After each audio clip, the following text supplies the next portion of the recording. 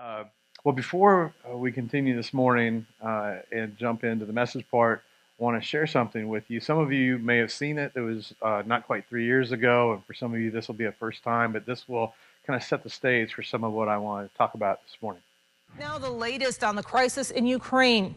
A group of Wichita churches coming together to help Ukrainian refugees. They're sending money directly to Poland through a Wichita pastor who's already there. Maeve Ashbrook has the details. You just hear the stories of families being divided, leaving loved ones to fight for their country, and it's like we wanted to help. As friends and family gathered at Grace Point Church in Wichita Sunday,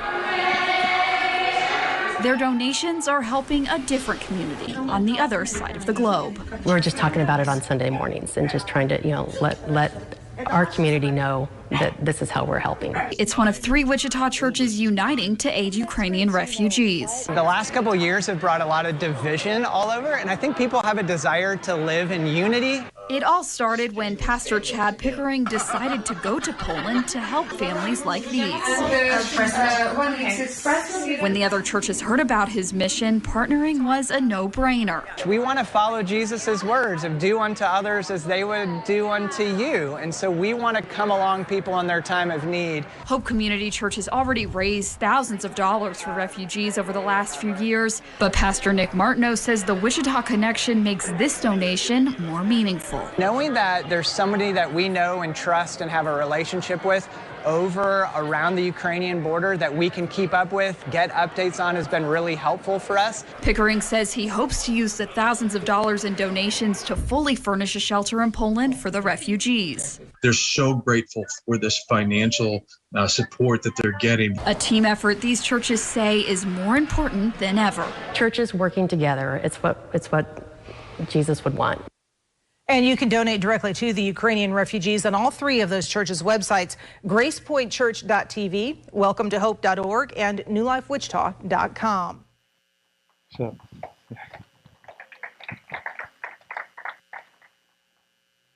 so for me, and for those of you that this may be your first time, I'm Chad Pickering. I'm the pastor here, and because nobody else will do it, and I still find it amazing that if you Google something, just anything like Wichita Church Ukraine, New Life Wichita is what pops up in all these links and the AI response. And our little church was all over the news for all the right reasons. And the reason why I share that this morning is because 2.5 weeks ago we hit a milestone. As of January 22nd, for 9 years in a row, 472 weeks, week after week, we have been setting up and tearing down, and setting up and tearing down, and setting up and tearing down, rolling each of our carts. And I actually did the math on this with some measurements because I'm a geek like that. But we have pushed each of our carts a total of about 100 miles to date. So to put that into perspective, that's the equivalent of pushing all of our carts and all of our portable equipment from this building to Great Bend, Kansas. For 9 consecutive years now, we have been gathering and grouping and serving and singing and laughing and crying and adding people and subtracting people, sending people, teaching people, baptizing people, reaching out, reaching in, marrying couples, celebrating birth after birth after birth, especially all the coronials in 2021. Marriages have been started, marriages have been strengthened, and in several situations, though you may not realize it, marriages and families have been saved from the edge of collapse, turned around and renewed because of what God has done in and through our little community. Children's, teens, adults have found faith, grown in their faith. We've engaged in hands-on work with the homeless, partnering with International Rescue Committee in the early days, working to help supply local refugees, monthly serving the working poor through Project Laundry for several years, monthly serving homeless men through our partnership with Union Rescue Mission, our global work 3 years ago, next month, with New Life being the first church in Wichita to literally and physically go to Poland and in Ukraine, taking desperately needed supplies within 2 weeks of the invasion beginning, helping establish and fund a network of Christian-based shelters for the fleeing men, women, and children just over the border in Lublin, Poland. And as we just saw, one of several news reports having statewide exposure and actually beyond for our little ecclesia, showing us leading the way and raising what ended up to be tens of thousands of dollars, inspiring partnerships with far larger churches in Wichita to help resource those shelters, our little special, awesome community. And I couldn't be prouder of this little Jesus body and movement and gathering. And we've been doing all of this and more for 9 years. And if you've been here any length of time, and especially if you've been giving and serving, you know it's not been easy. And it is not easy. And if this is your first time, you're new or newer to New Life, then I just want you to know that a lot of what I'm going to share today is a bit more geared to those who have been here for a while, but at the same time, it's going to give you a valuable insight into our journey and what possibly being connected to this community does or doesn't mean for you. Over 9 years, there have been high points as to what we do and why, where it's just obvious and exciting and fun, and there's all this energy and sense of connection, and we sense God's hand more clearly. But there have also been long stretches of time where we can begin to wonder, especially you put 100 miles on those carts, like, are we really making a difference? Like, is God in this, or is this just us and our thing? Are we on our own? Yes, there have been some awesome things in our history, but there could be those seasons where why do we continue to do church? In fact, the real question is, why did we feel the need to plant another church in Wichita to begin with? I mean, it's like, weren't there enough churches in Wichita already? Like 9 years ago, there were already around 500 churches in Wichita. In fact, depending on how far you drove today, you likely drove past 3 or 4 churches just to get here. I counted out. There's at least 4 churches that I drive by, and we've got the megas, 2 of them that I drove by, Life Church and New Spring. And so we've got churches all over, and great churches. And as we just wrestle with this question, it's does Wichita really need another church? Especially we've got some large ones, and I personally know these pastors. They're great individuals with great churches and all these programs. So does Wichita really need another church? But closer to home, does Wichita need our church? And for me, the answer to that question, it's personal. The reason why I'm so committed to the local church and our local church is it's the core reason what led me to accept the invitation to plant a church to begin with, because I tried to make it really clear. I'm not a church planter, and they insisted. And what continues to motivate me every day, especially in those moments where maybe we're not seeing things as visibly as at least that I would like to see, in those seasons where it's easier to discourage, the reason why every weekend I'm one of the first people in this building to push carts, with my main competitor for the past few years being a college student named Jonathan Wessel, who is back there now, who it says he's made it his personal challenge, first off, to get here before me, but to get as many carts out, as many cables connected before any of us get here. And some Sundays, including this morning, which I may or may not have broken some traffic laws to get here at 5 to 8 to beat him there. And I pull up, there's his car. He beat me again. And it's like, already here, he's got the carts in and the tech carts out already and his earbuds, and he's not even breaking a sweat. But the thing that motivates me to be one of the first to arrive and one of the last to leave every week, the thing that continues to motivate me to not just give myself to the success of this ministry, but to do everything I can to inspire others to join us for their growth and our expansion in this city is really simple. The church saved my life. See, most of you know the Christian pastor stage me with the microphone on, or the me that you meet over coffee or lunch, or the me from somewhat a distance. But inside here and inside here, I know the me. I know the me that is there all too well, that if you suddenly pulled out the influence of the local church in my life, in my history, in my memory banks, I know what a mess my life would be because of the me, the naturally selfish, sinful me. The local church saved my life because, among other things, the local church is what taught me to see the world differently. It gave me a completely different direction for my life. It's the local church that prevented me from having a far, far more complicated story. Before I was born, men and women of previous generations with courage and vision, they began to gather, and then they started and built new local churches. And eventually, those churches actually reached my great-great-grandparents even farther back.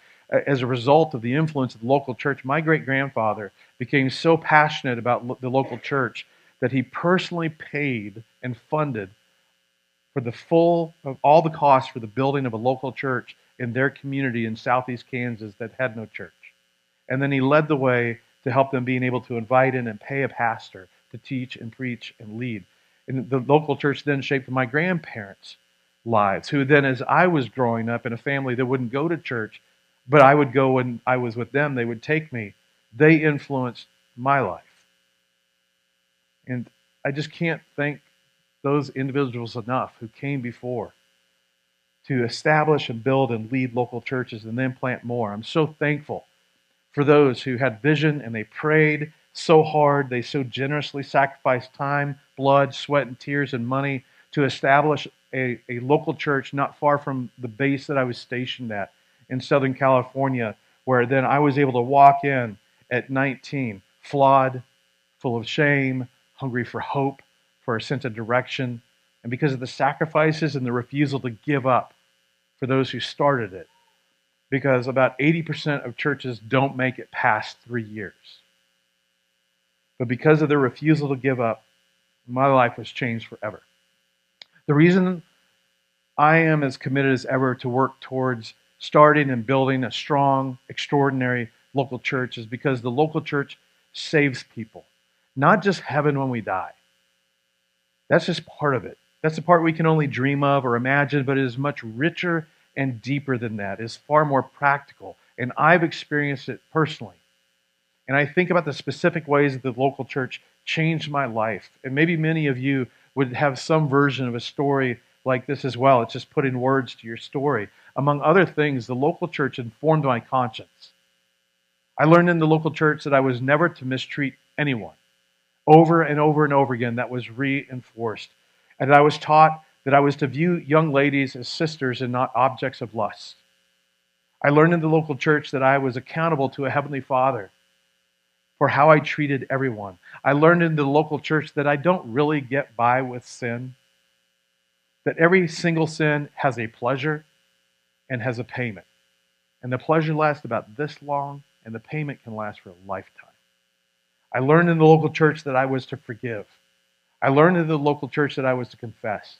I learned in the local church that I was to make restitution for my sins and my bad choices. It was in the local church that I learned that to hang on to resentment and bitterness and hurt and unforgiveness is like drinking poison and hoping the other person dies. I cannot imagine where I would be today if I had not been taught that and so much more. I'm just so grateful. And maybe you've had experiences like this, especially if you didn't grow up in the church. Maybe every once in a while you hear a sermon and you think, oh man, I wish I would have heard that when I was 18 or when I was 16. Or I wish I would have heard that before I got married or when I got married or when I heard children. And that's why I am even more committed to seeing us grow. It's why I'm even more committed to seeing us build and develop upon our excellent foundation that we have, of our environments for kids with a fantastic leader in Diane Whalen and her team and the Kids Life team who are teaching our kids, your kids, every week from birth. God has a plan for your life. God has a purpose for your life. There is more to this life than this life. You were created on purpose for a purpose. And we're working to drive those core truths deep into their hearts before they hit adolescence and begin making big decisions. From the beginning, Kids Life has always been about making sure that every parent has a partner to help instill these things into the lives of your children, but it's not easy work. It just happens to be the most important work you can possibly do, which is why we dare not give up.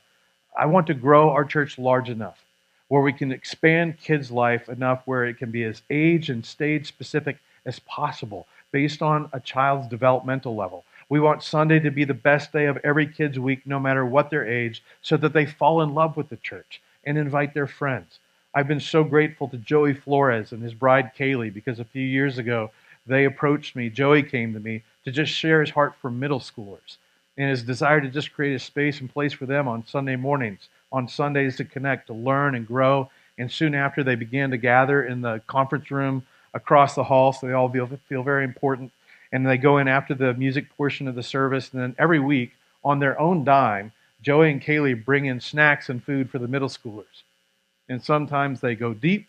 Sometimes they just connect about what's going on in their lives. And it's just provided a wonderful first step. But we want to do all that we can to grow large enough that we can have space for the middle schoolers as well as high schoolers, and then have enough adults so we can have two separate environments, both for middle and high school, as well as opportunities to connect, serve, and grow through the midweek during this critical stage of formation and life, where their worldview is being shaped and life-altering decisions begin to be made.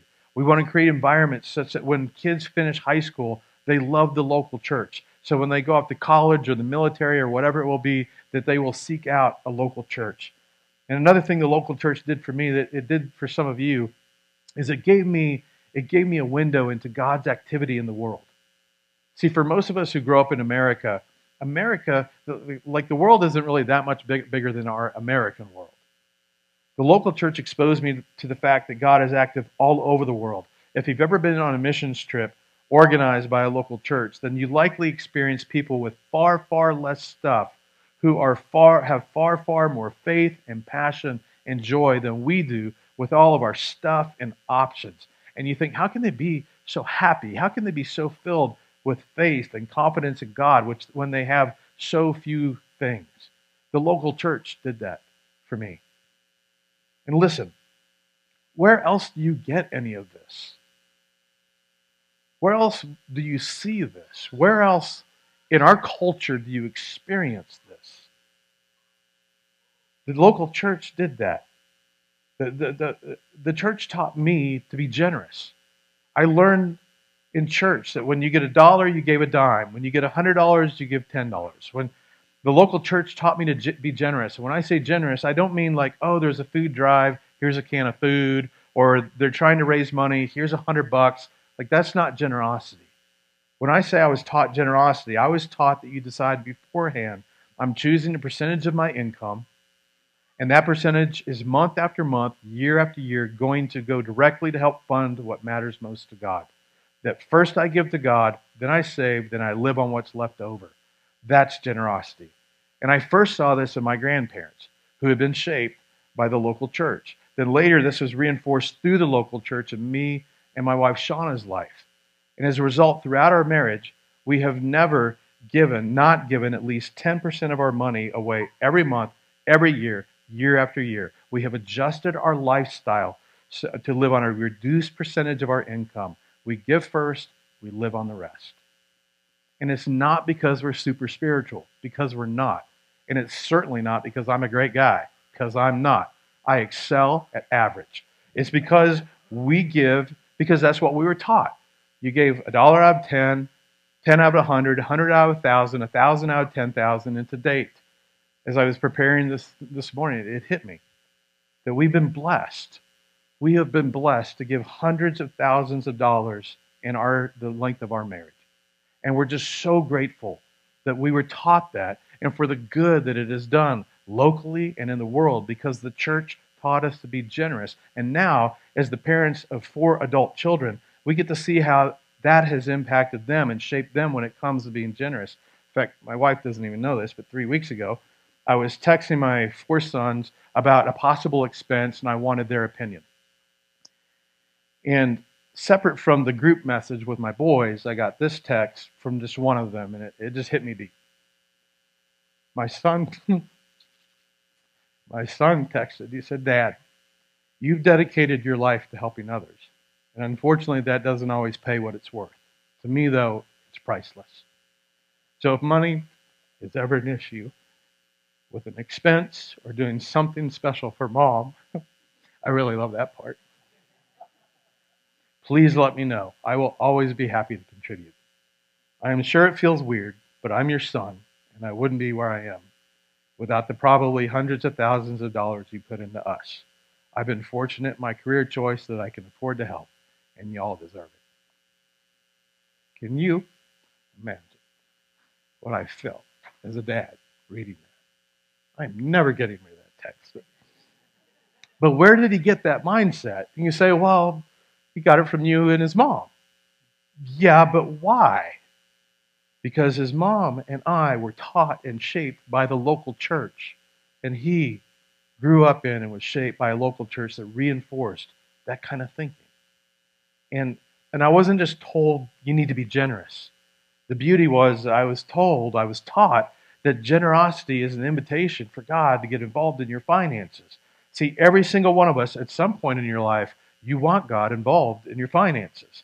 Like if you've ever had to pray for a job, or you chose to pray for a job, or, God, how am I going to pay the bills? I don't know. If you've ever said, God, I'm not sure how I'm going to get this for my kids or get them through school, if you've ever done anything like that, what you've demonstrated is that you want God involved in your finances. The church taught me generosity is always an invitation. So with all of that, here's the summary of why we press forward to work and build and advance our local church.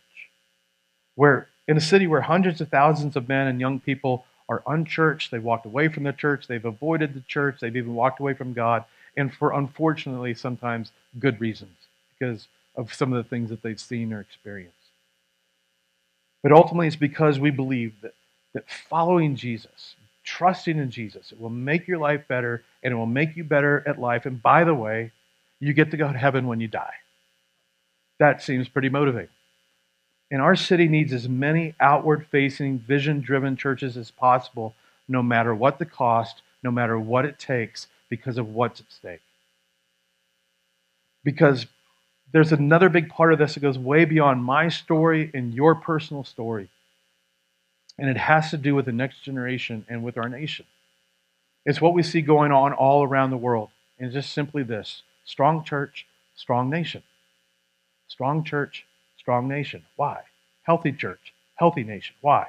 Because besides what the local church offers us individually, the church alone, and you can fact check me, the church alone provides the strongest argument for the dignity of individuals and for human rights.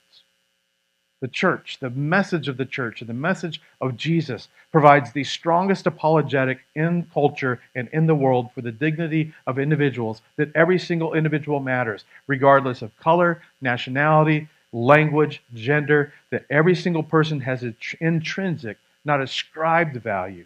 And this is a big, big deal, because in societies where this is not true, you do not want to live there, especially if you're a woman.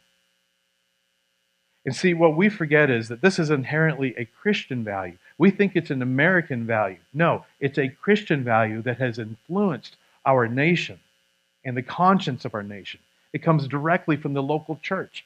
In an article written by Christian author Philip Yancey, he writes this: today, if you Google indices that measure such values as economic freedom, press freedom, charitable giving, earth care, gender equality, quality of life, human rights, and lack of corruption, you will find, with very few exceptions, Christian heritage nations receive the highest ratings. He notes that, ironically, modern activists draw their moral force from the power of the gospel unleashed at the cross, when God took the side of the marginals. In a great irony, the, quote, politically correct movement often positions itself as the enemy of Christianity, when in fact the gospel has contributed the very underpinnings that support such a cause. In other words, there are values that we just assume are universal human values, and they're not. Philip Yancey and others argue, no, these values were originally set loose in the world through Christianity. The assumption that oppressed people need a champion has no precedent in the ancient world. In fact, ancient philosophers considered mercy and pity to be character defects. It meant you were weak. Being compassionate meant there was something wrong with you. The strong rule, the weak are to be weeded out. And it isn't just an ancient way of thinking, is it? I mean, in many societies overseas today, that is still the way of thinking. This is so important. The local church is the only organization that keeps front and center that every single person matters. And ultimately, the local church is the only group that inspires us to embrace the one mandate that would change everything. There's just one idea that the church alone inspires us towards that could change everything towards true greatness. Because government can't inspire us to greatness. The media doesn't inspire us to greatness. Social media doesn't inspire us to greatness. Schools used to inspire kids to greatness, but now, because of what's happened in our country, partly the fault of the church, to be honest, schools have become sort of value-free zones where we can't have any specific values because we might hurt somebody's feelings or make them uncomfortable or trigger them. So what does that leave us with? Who does that leave us with? Who inspires us to greatness? Who inspires us to go beyond the letter of the law? Where do we go to be inspired? And again, just fact check me. The church alone is what inspires the one idea that could change everything. And that one idea is simply love your neighbor as yourself. And this is the game changer. I mean, just think of it. If every American just did this for 6 months, everything changes. Like the police, their only job is to make sure traffic is flowing. And when there's a fire, everybody shows up to help. The firemen are like, great, thanks for helping. Please leave so we can do our job. But it just changes everything. And where do we get that from? The Greeks? The Romans? The Soviets? The Chinese? The United States Constitution? No, it came exclusively from Jesus, which is why healthy church, healthy nation. It's why even with all of our flaws and our imperfections, the local church is the most important institution in the United States of America, in spite of what anybody says. Which is why I love the local church. It shaped my life. It's shaping my life. It's saved my life. And perhaps it shaped and saved your life as well. So I say, we keep going. We do everything we can to seek God, be devoted to Jesus, and make our church stronger and healthier and growing. And the foundation of our hope and confidence of why what we do every week matters is that Jesus predicted us. Something that at the time seemed crazy for a nobody in a nobody place 2,000 years ago. There's only 12 of them. They're losing popularity. Things seem to be declining. One of them is going to betray him. All the rest are going to take off. Peter is going to say, I don't even know the guy. Jesus is on the cusp of being arrested and tortured and crucified. They're going to run for the hills. There are no heroes in this group. This is the group Jesus is addressing when he looks at them. He says, guys, let me tell you what's going to happen. I'm going to build my ecclesia, my movement, what we call the church. I will build a gathering and a movement and a collection of people, and it's going to face all of trials and tests and roadblocks and difficulties, and yet, fast forward 2,000 years. And today, all over the world, people are gathered in Jesus' name. That's the only thing that we have in common. Jesus predicted 2,000 years ago, I will build my church, and the gates of hell will not overcome it. And they haven't. And they won't. So why would we stop? Ever. It's why, and I believe this to the core of my soul, it's why many years ago I walked away from my program and my dream of being a career Navy pilot. It is the unwavering conviction that outside of your family, outside of your marriage, your kids, your grandkids, there is no greater investment in the world than investing in the growth and the success of the local church. It's why we are just doggedly and prayerfully exploring every option to transition to a space and place of our own where we have 7-day-a-week access, which means a 7-day-a-week tool for ways to serve, options ranging from partnering with other churches for resources of added people and finances, people who love Jesus, love the city, love others, passionate for the church, who want to see our city impacted for Jesus, options of merging two or more like-minded smaller churches with us into one. Just this past week, to update you, I met with, again, with two senior leaders from Riverlawn Christian Church here in Wichita, a church that runs about 1,800 on the weekends. And God's just given them a special passion for newer or smaller churches that need support. And they've decided that they want to partner with New Life.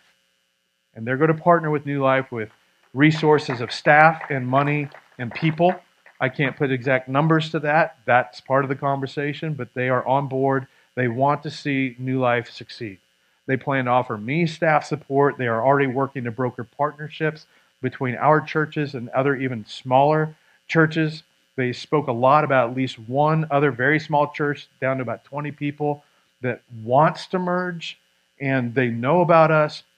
And so we don't have any roadblocks as far as desire. And they have positioned Riverlawn to lead the way as far as helping kind of broker that conversation and make that a reality.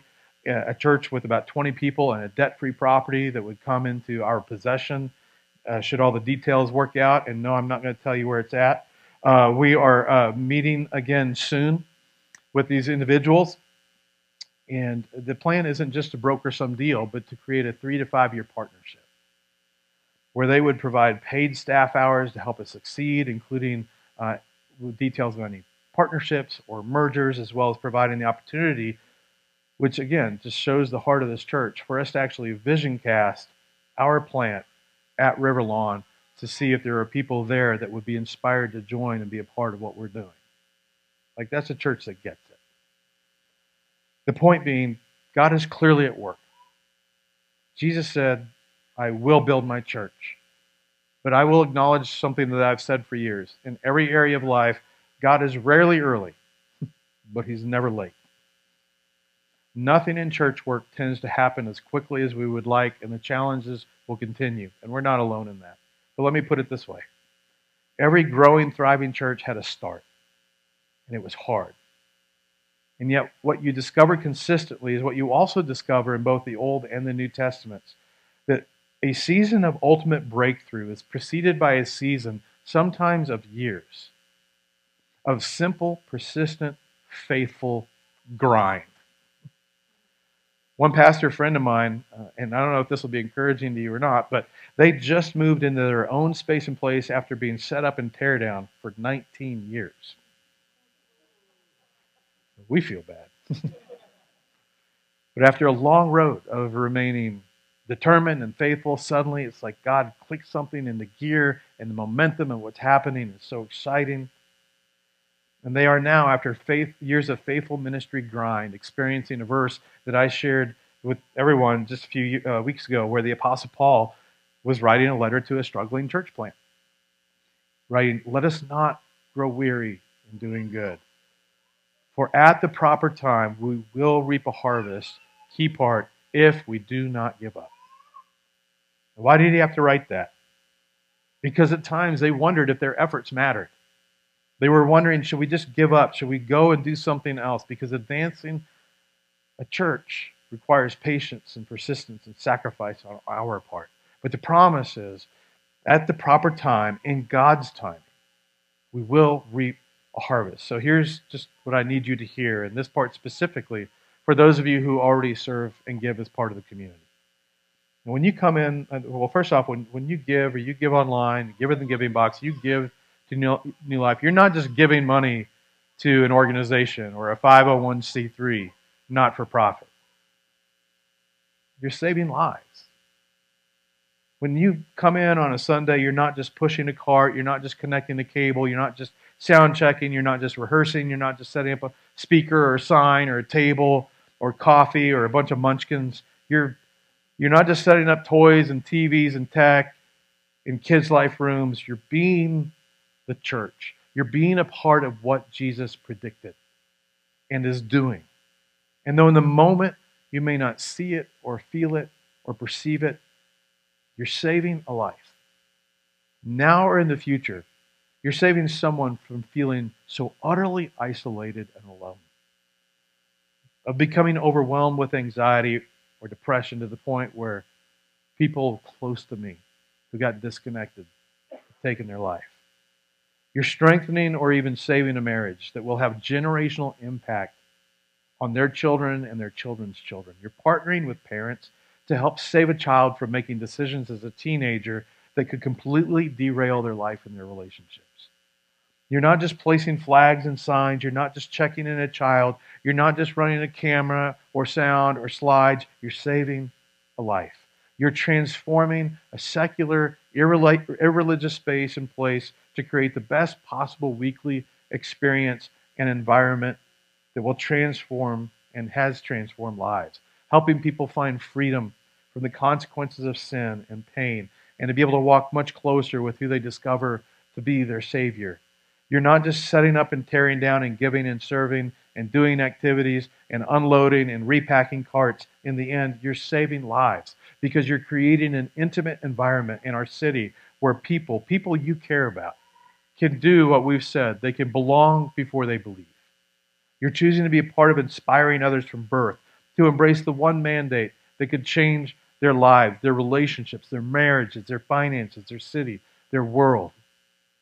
You think you're just showing up to do tasks or just giving money. It's so much more than that. I mean, last year you helped a young professional going from having never opened a Bible and having never stepped foot in a church his entire life to trusting Jesus as a Savior.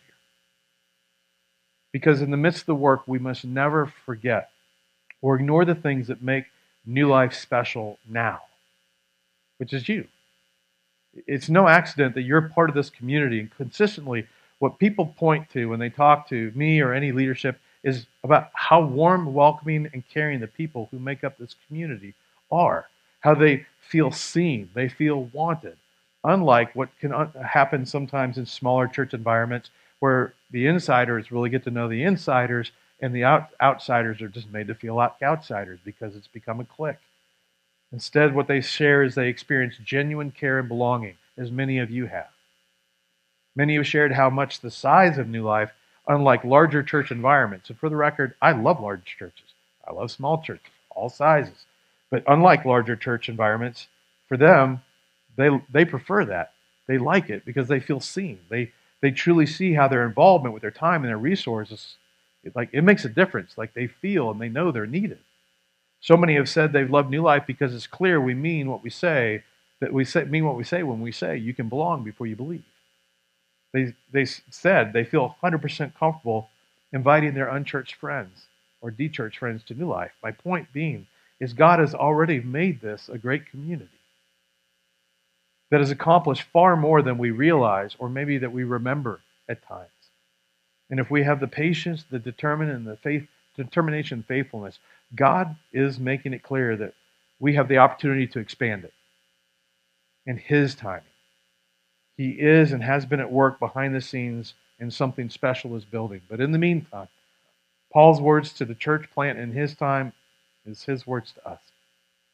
Let us not become weary in doing good, for at the proper time we will reap a harvest if we do not give up.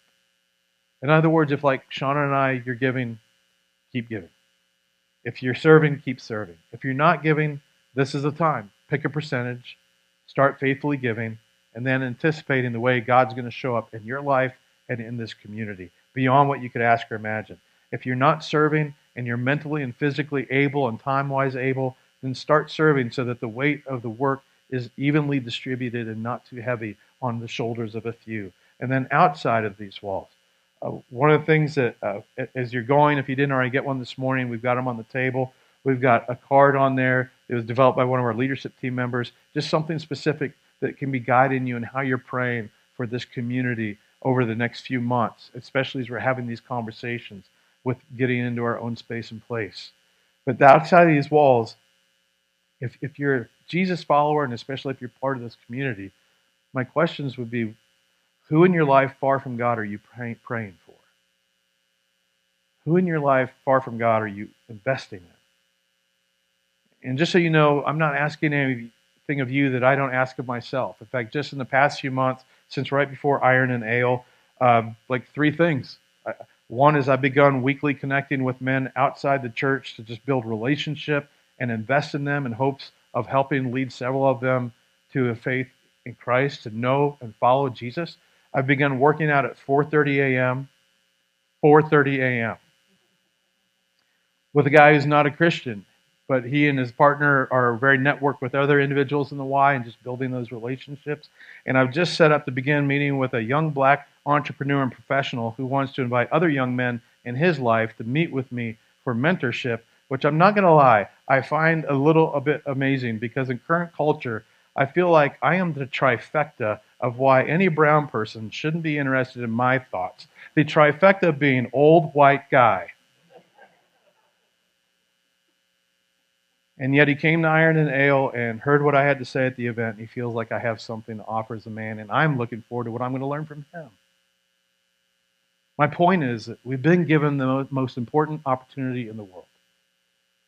And my role is just to do everything that I can to inspire you, to partner with you, to equip you towards your personal spiritual growth, our fulfillment in the Great Commission that we talk about all the time.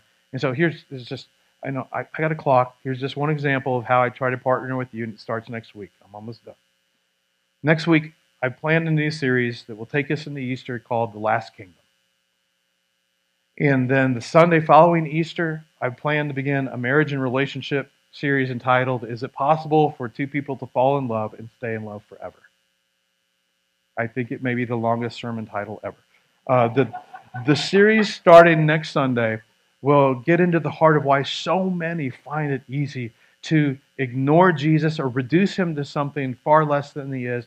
And this is true for the majority of Christians and for sure non-Christians, and has huge implications. Then the question that I'm seeing, at least all over social media and podcasts and online and in reels, is it possible for two people to fall in love and stay in love forever? I'm telling you, there are people in your life that will come for at least week one of a series on love and relationships. And here's why I'm telling you this. First is because my number one passion and calling is to assist you in any way I can in your spiritual growth that translates into every aspect and arena of your life, your relationships, your literal day-to-day life with God and others. That's why I'm here.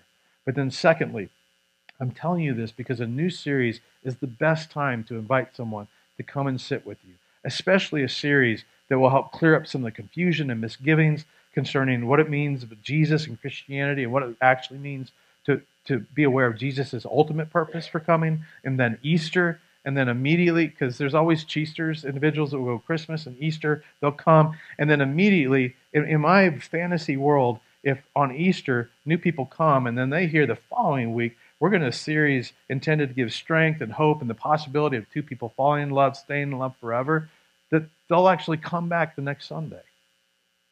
So I'm working to do my part, to plan, prayerfully plan the timing of certain specific series and prepare engaging messages. Your part is to get your unchurched friends and families and coworkers to New Life and be bold with your invites, especially just to help you out. If within the last few weeks or in this week you're just doing life, you have heard or you do hear something along the lines of one of these three things, make the invite. The first one is things are not going well. Yeah, this really isn't going that well at work. This isn't really going well in my marriage or with my parenting or whatever. Like, or I was not expecting that. They share some unwelcome surprise that came in their life. Or you hear somebody say, I'm not really a church person. We're not really in church. You immediately say to any of these, like, really, you should come with me to my church this Sunday. Like, I've already got 3 men in my life where just in the last 2 weeks they've shared with me things are not going well in the relationship with their spouse. You bet I'm inviting them. So for you, it's just, hey, next week, we're starting a new series, or we just started a great new series. I'll meet you there. If you can find us, you can join us. We've made like a treasure hunt to find us in this giant WSU building. We hide in the back. Just come find us. Or after service, let's grab lunch, my treat. And if you normally help tear down, we'll figure out a way to cover your spot so that you can promptly leave with your guests. If it's not in your budget to treat them to lunch, you come to me, you message me, I will get you funds. Not like Chester's Chop House or Newport Grill funds, but more like Bricktown and Jose Pepper's, Wendy's for sure. It's a great time to invite someone. I hope you'll take advantage of that And your investment in our local church outside your family, I'm just telling you, greatest thing of all that you can invest in. And then we'll anticipate what God's going to do. And if after what you heard today, you know you need to take a next step in getting more invested in new life, just talk to me before you leave today. We're going to have some good snacks. So I invite the team up as I pray and we close. Father, I'm just so grateful for you. And I pray for this body. In 9 years, we've had a lot of awesome things we have been able to be a part of and experience, and serving the marginalized, especially during COVID, of helping resource groceries and gas and utility bills and even rent. And Father, serving globally, it's just a pleasure. But Father, we want to do more and we want to see more, and we especially want to see the local church for the next generation just be, again, just the best part of their life. Father, we pray ahead of whatever develops with Riverlawn or any other church in this community. You know all the ins and outs and the risk involved. Just pray that you would lead every step of the way. And if something shouldn't happen, that you would just close the door and we will be at peace with that. But anything else, is you would just blow the doors wide open. And we're just going to anticipate what you're going to do. Father, I pray your blessing on those that have been part of this community for any length of time. They've showed up to serve. They give financially. They have made the time for groups. They've served the next generation. I pray that you would bless them in unmistakable ways. And for all of us, that you would just give us the joy of seeing fruit in this life, of the work we're putting in. But one way or another, Father, we're showing up because you loved us in spite of us. Sacrificially and unconditionally, you have demonstrated great love for us. So we're grateful. And we just want to express that gratefulness and being a part of what you do in this city to make people's lives better and make them better at life, and then promise them something amazing, unimaginable, when all of us breathe our last. I pray all this in the name of